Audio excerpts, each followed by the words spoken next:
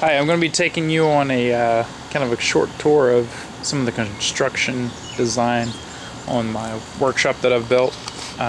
This is built from the ground up by myself, and I didn't really use any formal plans. I did do a couple years worth of research and planning and learning about how to build this. I had never built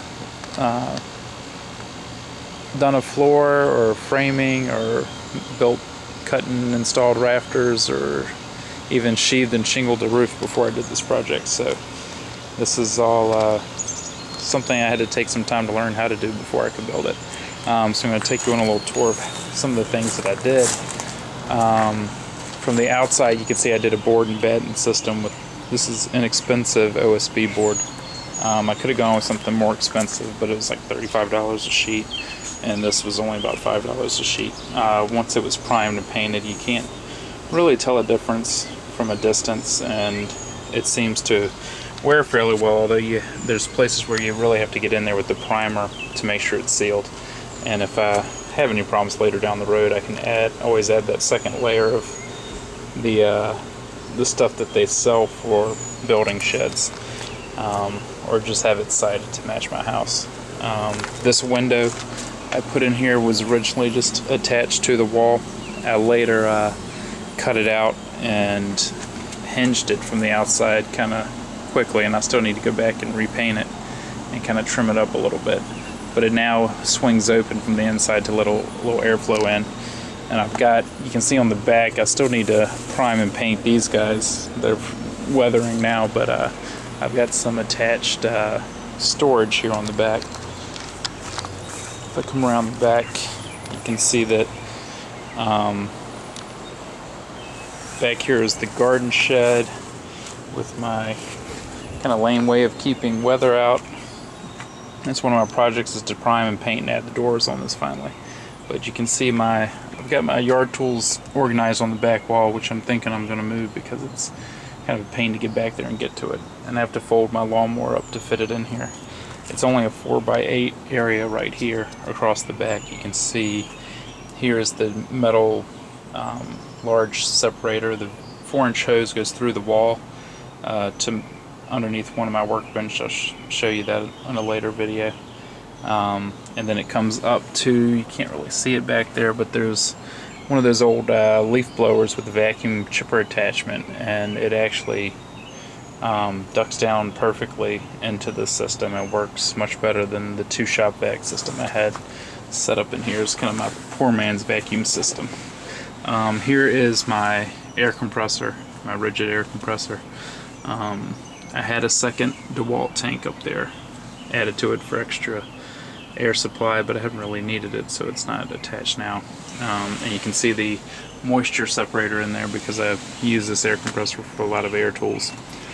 And then the shelving was for a lot of the garden supplies and automotive supplies up there, chainsaws and things like that. And on this wall you can see over here I store some of the pressure treated lumber and all of my camping gear and fishing gears on this side. All that of course needs to be primed and painted and have doors put on to finish it off. On this side I put in a weatherproof outdoor switch that turns on my overhead light up here. I was actually looking for one of these specific styles of lights to put on my shop because I really liked it, and I found some that they're actually really expensive. They can sell for a couple $100 on eBay, but I found this one for $20 at Lowe's, and it works great. So from here you can see the 2 access hatches for my lumber, and if I pop these out real quick, it's really kind of a 2-hand job, but I'll pull this out so you can see.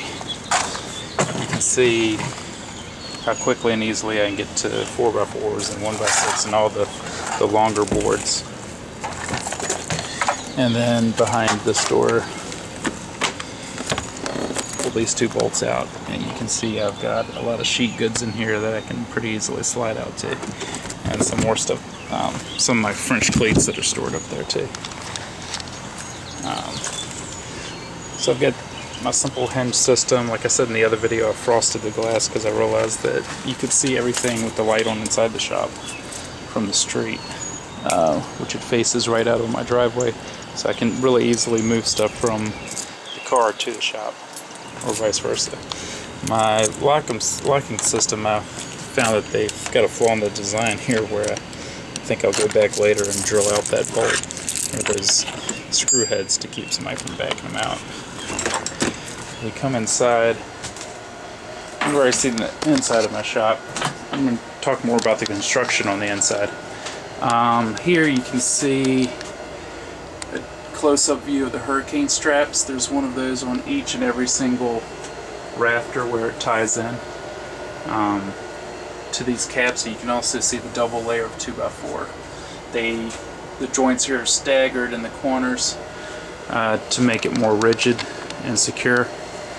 I went with 16-inch spacing, even though they usually use 24-inch spacing for sheds, because I wanted stronger walls, because I was making this a shop and not just a storage building. And in here, this shelving system here I built, and it matches up with my miter saw in a box that I made that actually mounts to this French cleat system, so I can take this whole thing out if I want to. But now that I've got my dad's, or actually I picked up a neighbor's old radial arm saw, I don't really need to take this out as often. I've got my vacuum system, and I labeled it here for my miter saw. This port here, you can slide this and it'll actually go straight over here to this oscillating drum sander on this roll-out cart that I need to clean up a little bit. But you can also see that there's a port here where I can hook a hose to add other things underneath. You can see more of the ports, and this one actually goes to the bottom of my miter saw. So I've got two. One goes to the smaller hose on the top, and one goes underneath the miter saw to collect the dust that falls down. It does an okay job, but miter saws are pretty notorious as being dusty. So it does a decent job of collecting most of the stuff. And I've already gone over the sharpeners and everything in here. The floor, I went with 2 layers of OSB, and then I sealed it just to make sure that any spills, like when my son spilled some oil here a couple weeks ago, that it wouldn't ruin the floor. It's still soaked in and penetrated, but yeah, that's to be expected. It's a shop, and I enjoy having the kids out here with me. You can see underneath my workbench, I use it for a lot. These front rails is a lot of storage, but I can still kind of move stuff out of the way and get to some of the smaller lumber when I need to. So it's not really too much of a problem. And the workbench, I talked about in the Instructable about how I brought it up. So the sheet good actually slides in right behind this pegboard, all those 4x8 sheets. And I brought the front edge of my workbench up here to the edge of the door frame. So it fits in nicely. The only thing that was kind of awkward was this corner over here. It left this corner kind of deep and awkward, and so now I've got this really large Craftsman kind of Kennedy combo, and I built a simple little shelf to add some more stuff in there. But it works. As you can see, my 8-foot long workbench doesn't store 10-foot boards very well. I'll need to cut those down to make it a little better, but you can see the wiring here. I've got everything wired up for I used to run a filter up there, but it really didn't do a whole lot, so I took it out. I'm probably just going to open that up and try to get better airflow. Even though this AC is running, it's actually pretty nice outside today, and you can see it's still 77 inside the shop. It gets extremely hot up in the top. That's why I burned through my first fan already, and I've got a second fan running up there. So one thing that I would do differently if I hadn't run out of my budget is I would insulate the walls and the roof to try to keep things a little bit cooler in here, because it does get pretty hot in here during the summer. The rest of the year is pretty comfortable. Even just a small radiator heater over here that I only use when I'm in here keeps it more than comfortable when I'm working in here during the winter, which is usually more often. This is an old box fan that I stripped down and mounted kind of crudely, but it does the job. I can open that window, plug in the fan, and it'll draw hot air from inside the shop and blow it out. I did have it reversed the other way, but didn't seem to really be doing a whole lot, so I flipped it around. Thought I'd try it that way. Not sure what else there is I can cover. A lot of this is covered in my Instructable, that you can go to instructables.com and see how I built this shop. I did, let's see if you get that in. I hung some fluorescent tube lighting, got some extra task lighting up there. You can see that my cross braces up there in the rafters are up high.